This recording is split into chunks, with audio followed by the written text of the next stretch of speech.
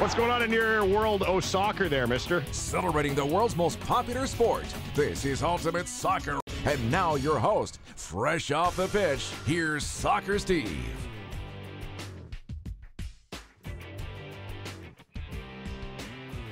Welcome to the Hooligan Stories, Part 1, Stoke Away.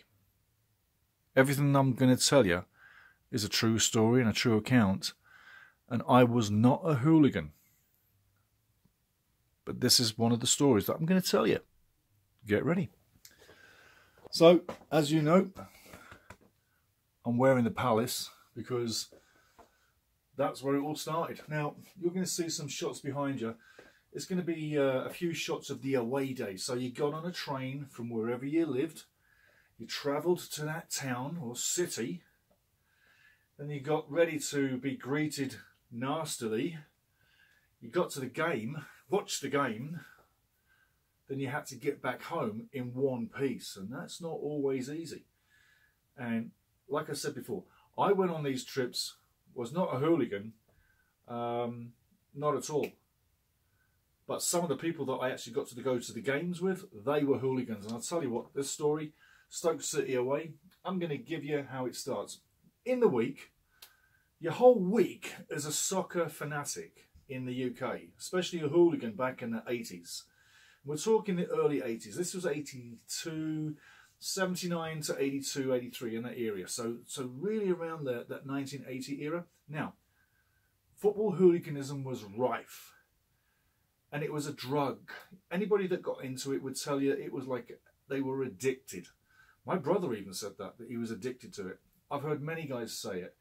You look at these guys who fight for a living, they're addicted to the fighting. And in the alpha male, people like to fight. There's no feminine guy in the front giving it biggin to you, the other fan. So that's part of it. But the other part of hooliganism is it was all orchestrated by your cell phone. Nowadays that's impossible because the police would be onto you in a heartbeat. But back in the day, these hooligans weren't just dumb idiots. They orchestrated things very carefully, very cleverly, and precision. It was military precision in some of the things they did. Anywho, this story is about Stoke City away.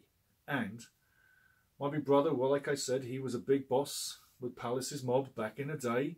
I'm not going to give you his last name. Marco stays silent, but for Marco. And the whole week, we're literally talking about the game coming up. It's Stoke away. Now, I've got history in Stoke. You'll find out about that way, way later.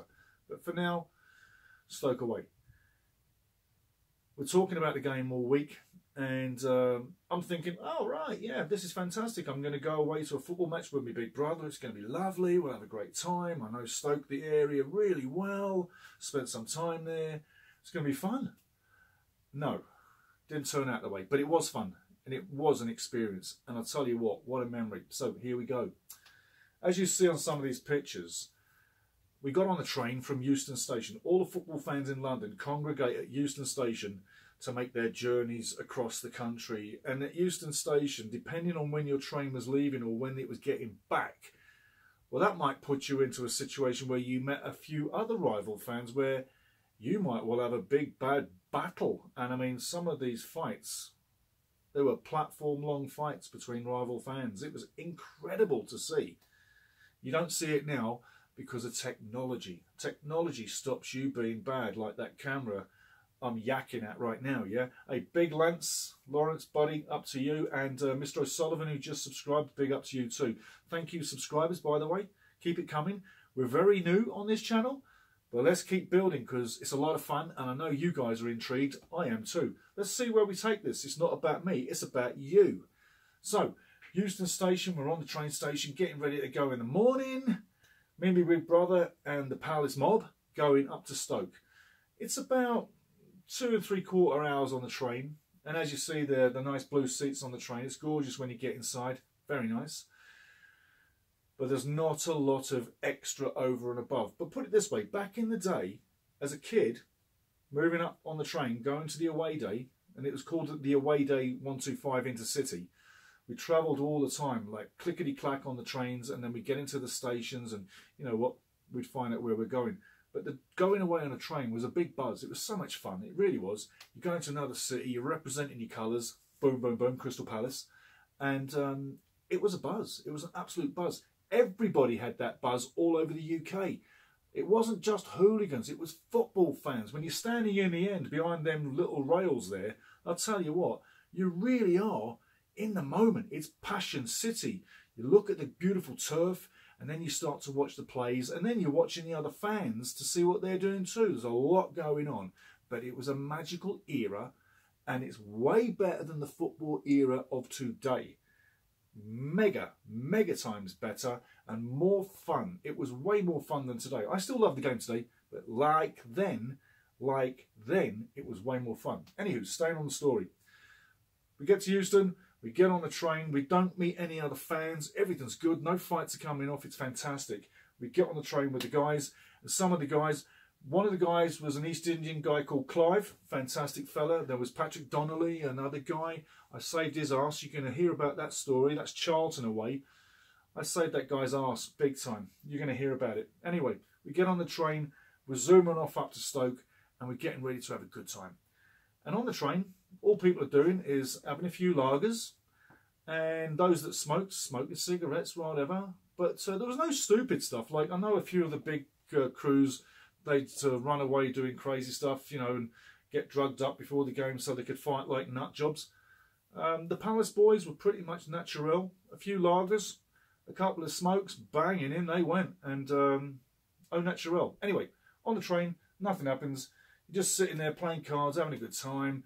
Guy comes and clips your ticket. Make sure you got a ticket, because if you don't got a ticket, he's going to give you a fine.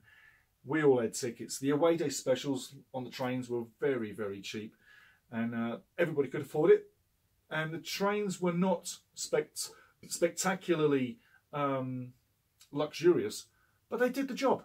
So, train station, get on the train, right up the tracks, get to Stoke. We get off to Stoke.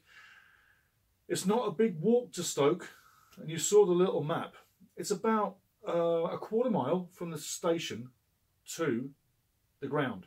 That was the Victoria ground. Now it's a longer walk for away fans, because you've got to go to the Britannia Stadium.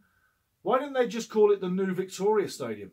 Would have been a nice one. New Victoria, it's got a nice ring. Anyway, the Britannia Stadium of today is a lot further of a walk, so you can get ambushed a lot more.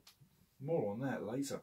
So, we get to the station, we get out the station, we're walking down the road, feeling pretty proud. No one's around. I know the area like that. Literally, Stoke, I know really like that. And I know a lot of people in Stoke too. I know a lot of people in Stoke. So, we get to Stoke. We walk outside the station. I'm looking left and right. We're going to the ground. The police are already outside the station, the train station at Stoke, waiting for us. They are waiting for our train to see who gets off the train from London, supporting Crystal Palace, that's going to go to the game. Because you get a police escort from the train station to the ground back in the day, and then after the game they'll bring you back as well for your own protection. Believe you me, sometimes you need it. So we get off the train, police escort to the ground. It's about a 5-minute brisk walk or a 10-minute slow walk. It's not a long walk back in the day, but I can remember, the Britannia Stadium is now further away. The Victoria Stadium of then was so much closer, yeah? So, a little walk, 5 minutes, you're at the ground. We get to the ground, we go in the stadium, and we're at the newly built away end, which was way nicer than what the Stoke fans had at their end, which was called the Boothen end. And Stoke's old ground, Victoria ground, was in the Boothen area of Stoke. So it makes sense that the Boothen end would be, you know, like we're looking at right now. That's the Boothen end of the day. It makes sense that the Boothen end would be the name of the fans' own end. And it makes sense, and it was. So, the Victoria ground, Boothen end, you're looking at it now, beautiful grass, and Stoke always had a beautiful field. Man, I tell you, their field was just magnificent. Anywho, we're in there, we're watching the game goes by, Stoke scored, they're 1-up, and then a ball over the top of the defence, down the left wing, Jerry Murphy, Republic of Ireland international, runs down the left wing and chips it over the keeper into the far end of the goal, right in the top corner. And he finds the corner. What's going on in your world of soccer there, mister? Celebrating the world's most popular sport. This is Ultimate Soccer. And now your host, fresh off the pitch, here's Soccer Steve.